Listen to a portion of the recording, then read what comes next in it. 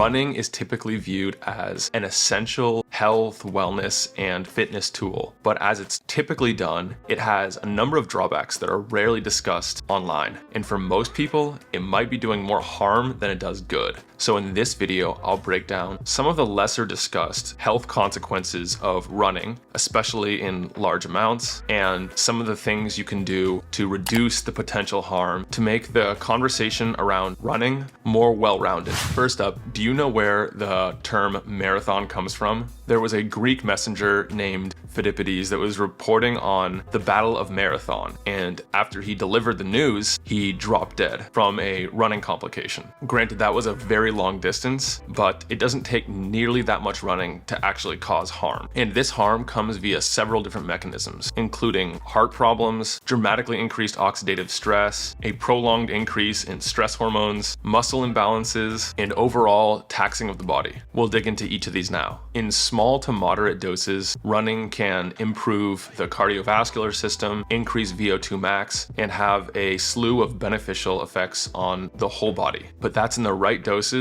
and when it's programmed properly. Heavy running can thicken the heart tissue, causing scarring or fibrosis, and eventually lead to atrial fibrillation or irregular heartbeat. When we run, we're also dramatically increasing stress hormones. Now, if we compare a 30-minute or 60-minute average run to a session of weightlifting, we can make this very simple by assuming that you do an exercise for 10 reps of weightlifting and you do 3 sets, and each rep is about 3 seconds. That puts us at about 90 seconds of total time under tension and the resulting stress of about 90 seconds per exercise. Contrast that to running, where every second that you're running is a second that you're under stress. But unlike weightlifting, you don't have the anabolic rebound that happens afterward that leads to your tissues actually growing and rebuilding. You don't have the same anabolic tissue building environment after the fact. With running, you have increased levels of oxidative stress, and these free radicals can bind to cholesterol and also lead to plaques in your arteries. Another problem with running is the very nature of it. It's a compounded, repetitive style of exercise. So very small issues with form, technique, footwear even add up over time and can lead to long-term serious issues down the road. When you're doing the same thing for thousands of steps over 30 minutes, around 100, 200 days a year with running, that quickly adds up to serious health consequences. Versus with weightlifting, you can't make that same mistake very many times without getting immediate feedback from your body. That's why, depending on the source you look at, you'll often come across the stat that 60 to 80% of runners get injured within a year. And if you happen to be 20 or more pounds overweight, your odds of getting injured go through the roof, making it a very bad option to drop weight and transform your body.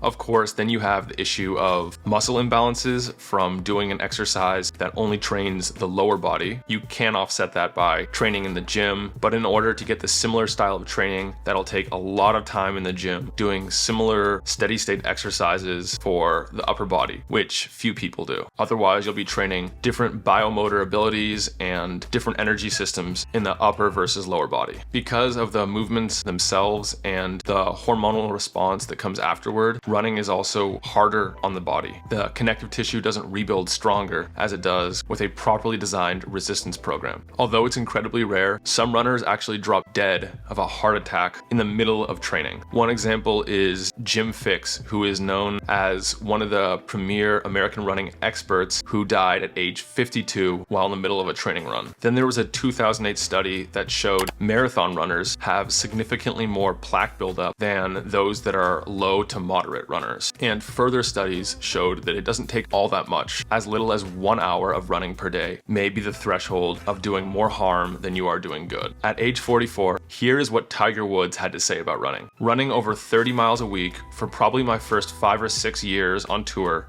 pretty much destroyed my body and my knees. And while that's just anecdote, many other high-level athletes have said the same thing. Then there's the Copenhagen City Heart Study, which found that the fastest, most frequent runners are more likely to die prematurely from jogging than their sedentary, non-jogging counterparts. So from this and more, it seems that running very frequently, plus running very fast and running far is a losing combination. Up next, we have the issue of the overcompensation of the body post-training. Runners often often notice that they lose weight quickly in the beginning as they start adopting a running program, and then it plateaus. The body adapts and becomes more efficient at running, and therefore you burn fewer calories, and the body actually preferentially holds on to body fat over muscle. Because muscle is much more metabolically active, it requires much more calories just to maintain. So over time, the body sees that as less necessary, and that body fat is a better choice. Which is why if you compare the bodies of marathoners and ultra marathoners and beyond with that of a sprinter, you'll notice the sprinter has much more muscular density and a healthier physique overall. Again, these are just a few of the many reasons I'm not a fan of running. I'm sure there's others, and when done properly, it can be a healthy, useful tool. But unless you have a coach who's programming your running accordingly, and you have good form, the right footwear, and you know exactly how to do it, it's not as easy as strapping on shoes and just going out for an hour or 2 hour run whenever you feel like it. So here are a few ways to make your running more healthy should you choose to go down this route anyway. The very first thing is to add variety into your workouts. Don't just do the same 3-mile loop at the same pace, the same speed, 5 days a week. You want to add some shorter days, some longer days, mix up the pace, and periodize your program. This may be hard to hear, but you'll want a minimum of 24 hours between running workouts, ideally more on the 48 to 72 hour side. You'll want to make sure that you're fueling responsibly, getting the right nutrition, the hydration, not just water, but also the electrolytes and the other things that belong in the water. That combined with plenty of sleep and recovery are key to